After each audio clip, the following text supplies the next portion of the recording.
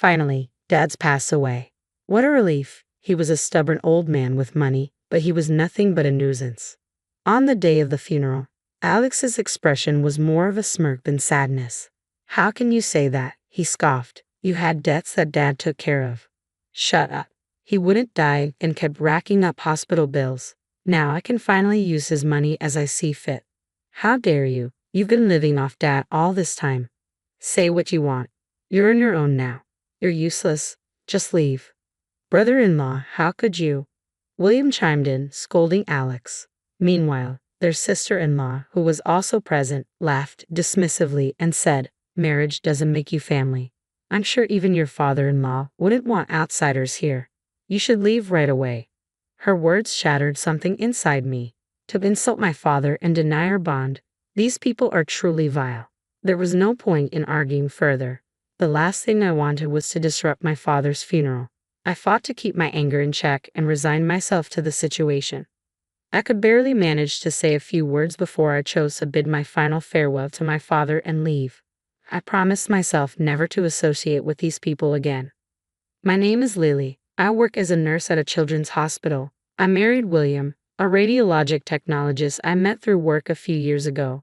Our on-call schedules make it difficult to find time for just the two of us, but we treasure the moments we do have together. William's role is crucial. Imaging plays a vital part in diagnosing and treating patients. He handles numerous imaging tasks daily, always on the lookout for even the smallest abnormalities, which adds significant pressure to his job. Despite the demands of his work, I deeply respect William for his dedication. He often tells me how much he admires my commitment to communicating with patients and their families, even with my hectic schedule. Once upon a time, I could hardly imagine that I would become a source of help for others or that such joyful days would ever be in my future. My father worked for a major trading company and was often stationed abroad, leaving my mother, Alex, and me to manage on our own. In that environment, my mother and Alex treated me more like a servant than a family member. Didn't I tell you to clean this up? You're so useless. Hey Lily, get me some juice. You've got a minute. This harsh treatment and constant demands were a regular part of my life. My mother, who was devoted to Alex, made me feel like nothing more than a bother. Seeing her behavior, Alex grew up to adopt the same domineering attitude towards me. As a child, I did everything I could to meet their expectations, but despite my efforts, both my mother and Alex continued to belittle me, even when my father returned from his overseas assignments. By the time I was in high school, their attitudes hadn't changed. Although my father tried to defend me, my mother and Alex blamed him for everything. I raised these two all on my own while you were away, my mother would say. You didn't lift a finger to help, and now you're back and trying to play the role of dad? We've managed just fine without you. Don't come in here acting all high and mighty.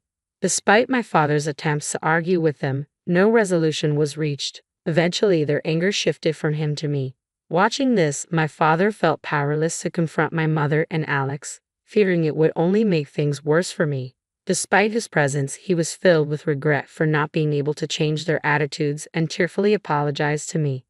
I'm sorry, but just having my father there saved me from being treated like I was useless and a nuisance by my mother and Alex. I felt as though I were lost in a dark tunnel, unsure of my own worth. Then my father told me, Lily, you're not useless. You're not a nuisance. You're part of our family, and you're a good person who belongs here. Those words were enough to keep my spirits up, even when my mother and Alex continued to belittle and order me around.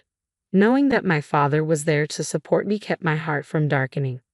When it came time for me to graduate high school, my mother insisted that I start working immediately, forbidding me from attending college. Meanwhile, Alex, who barely studied, was allowed to go to a private university and waste his time. Despite this, my father refused to stay silent. He asked me what I wanted for my future and assured me that I could make my own choices. His support gave me hope and a sense of direction for my own path. After years of being at the beck and call of my mother and Alex, I had never really considered my own future. But now, I began to seriously think about what I wanted to do with my life. I knew I wanted a career where I could genuinely help people, so I decided to become a nurse. When I shared my aspiration, my father quietly took action behind the scenes. He arranged for me to attend nursing school, covering the entrance fees and finding me a place to stay, all without my mother or Alex finding out. Thanks to his efforts, I was able to enroll in nursing school without any obstacles. Since then, I only returned home when my mother passed away.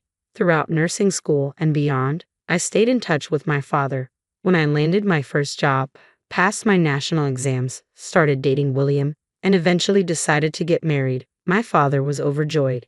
He celebrated these milestones as if they were his own achievements. Meanwhile, I worry about him being alone at home, but he always reassured me, saying, "I'm fine," and dismissed any concerns I raised. My father, who had always been stoic and never showed signs of weakness, mentioned during a phone call that he was feeling some discomfort in his midsection. Although he downplayed it as just a minor pain, I had a feeling he was underestimating the issue. I suggested he visit the hospital for a checkup. A few days later, he called to say that his endoscopy had shown no issues. I felt a sense of relief, but my husband, William, was not entirely convinced. He pointed out that an endoscopy might not detect all problems and recommended a cancer screening as a precaution. I passed on William's suggestion to my father and urged him to follow through. The results of the cancer screening were a devastating blow. My father had pancreatic cancer. Although the diagnosis was shocking, we were relieved to learn that the cancer was still at a stage where it could potentially be removed through surgery. My father was soon admitted for the operation. The news initially cast me into a dark place, but fortunately, the surgery was successful. When William and I visited him in the hospital, despite his evident fatigue, he greeted us with a warm smile. Just as I began to feel a bit of relief seeing my father looking better than expected, the door to his room flew open.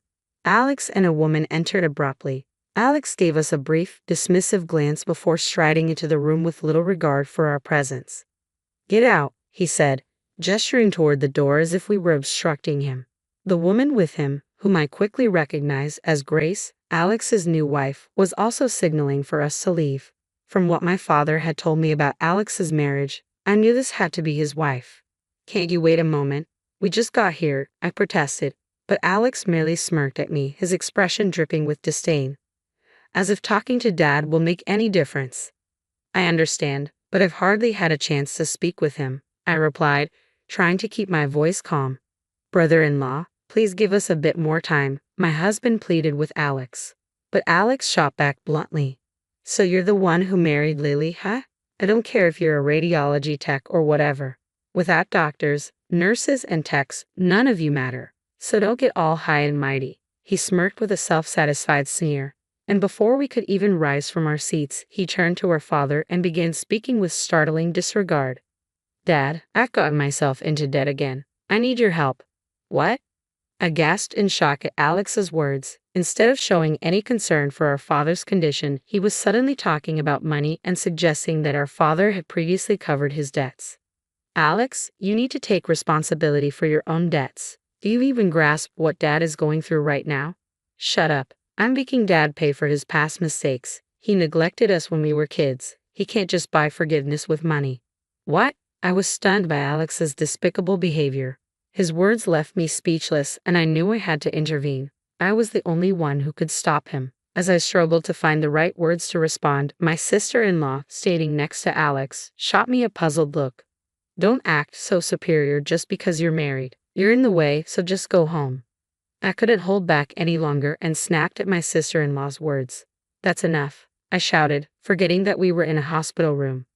"Lily, stop," William quickly intervened, and I was momentarily taken aback. My father then quietly said, "Lily, you should go home for today," offering us a weak smile. "Thank you for coming. You can visit again another day."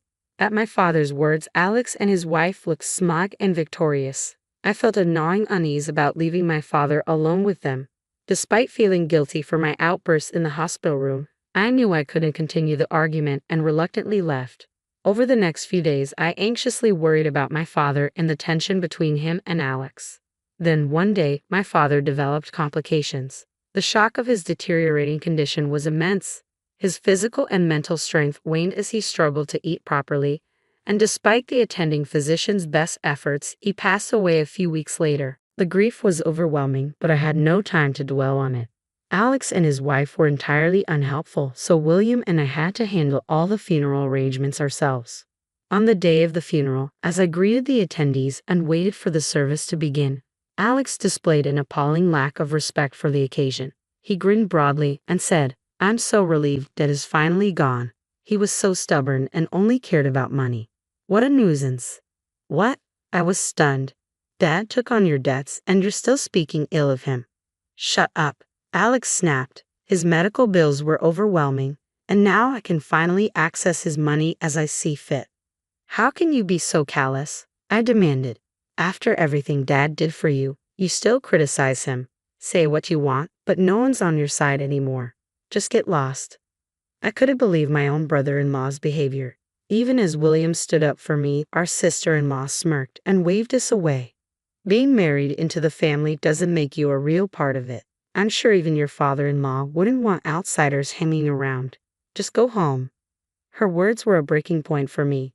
To disrespect my father and dismiss my connection to this family was beyond contempt. I knew arguing would only mar Dad's funeral, so I swallowed my rage. "Fine," I said, struggling to keep my voice steady. I forced myself to leave, unable to give my final farewell to Dad. I vowed never to deal with these people again. However, the next day, my phone was bombarded with calls from Alex and his wife. I had a strong suspicion about what they wanted, but I chose to ignore them. I figured if I kept avoiding them, they would eventually give up. But Alex proved me wrong. He hired a detective to track me down and showed up at my apartment. "Why aren't you answering your phone?" he demanded as soon as he saw me. "We've been trying to reach you for ages. Come out here. Do you have any idea how much trouble we went through to find you?" As soon as they saw me, they began venting their frustration, bombarding me with their grievances before I could even respond. "Is that lawyer telling the truth? That all of Dad's inheritance goes to you? That can't be right, can it? We're siblings, so the inheritance should be divided equally. Besides, you're the younger one, so you should get less." When I didn't respond, Alex's anger flared. "Say something." It was ironic that they were the ones cutting me off when they hadn't given me a chance to speak. "What the lawyer said is true. I was just as shocked when I found out." "No way. So you're saying you get all of that $10 million? I'm not going to accept that." "Whether you accept it or not doesn't change anything, Alex. The decision has already been made. You think you can talk back to me? You've always been useless and you couldn't even help Dad when he needed you. You should just do as I say from now on." Alex was determined to get his hands on the inheritance, refusing to face the reality of the situation. But his efforts were in vain. Our father had explicitly excluded Alex from the list of heirs, and no amount of resistance would change that. "No way. That's a lie, Alex. You made Dad cover your gambling debts under the guise of atonement. On top of that, you used Dad's stockholder benefits without permission and sold his belongings." Dad had taken steps to ensure Alex couldn't inherit his property, citing various incidents involving Alex and my sister-in-law as reasons. "What you've done is more than enough to forfeit any claim to the inheritance. Take what's yours and leave. Don't ever come near me again." As Alex and his wife listened, their angry shouts subsided and their faces turned ashen with realization. Leaving them to grapple with their new reality, I started to head back to my room. My sister-in-law's voice, strained and desperate, cut through the silence. "Wait, please, share the inheritance with us." Even now, my sister-in-law was pleading for a share of the inheritance. When I gave her a cold look, she started to babble frantically. "We didn't even need to be asked. We assumed we'd get Dad's inheritance, so we bought a condominium in the Highlands. We borrowed money from a risky lender, thinking we could pay it back quickly. If we don't settle it soon, the interest will be unbearable.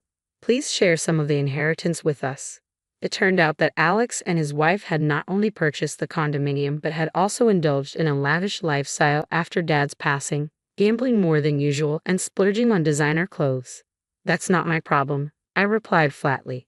Alex, clearly in panic, shouted, "You've always followed my orders before. You should just do as I say now." "When did this happen?" I snapped back at Alex. "I've built a life where I'm respected and contribute to society. I'm not the person I was back then. Don't think you can manipulate me forever." As my voice rose to match his, Alex collapsed to his knees and clung to me, sobbing. "Alex is asking for family support. You should help him," my sister-in-law chimed in, raising her voice as well. I retorted sharply, "You called me a stranger, insulted Dad, and dismissed our relationship. I have no obligation to help you anymore." "What? How dare you?" she fumed. "If you don't leave, I'll call the police. Are you okay with that?" At the mention of the word police, Alex and his wife bolted as if in panic. At the memorial service that followed, I encountered relatives who were still fuming over Alex's behavior. They recounted how Alex and his wife had botched Dad's funeral with their disorganized speeches and lack of decorum, leaving everyone in shock. After a lawyer informed Alex he had no claim to the inheritance, he had tried to track me down through our relatives. When they refused to reveal my whereabouts, he resorted to hiring a detective. When that failed, Alex ended up begging relatives for money, but they turned him down flatly. With no other options, Alex and his wife had to flee with nothing but the clothes on their backs to escape their creditors. Months later, it seems they're still caught in a cycle of evasion, perpetually on the run from their debtors. I can only imagine how weary his wife must be of this life, but she likely can't leave him and they must be constantly at odds. Meanwhile, William and I, unable to attend my father's funeral, make a point of visiting his grave once a month. Thanks to my father's support, I've become a nurse and found the love of my life through my career. I intend to honor his memory every day by giving my best in all that I do.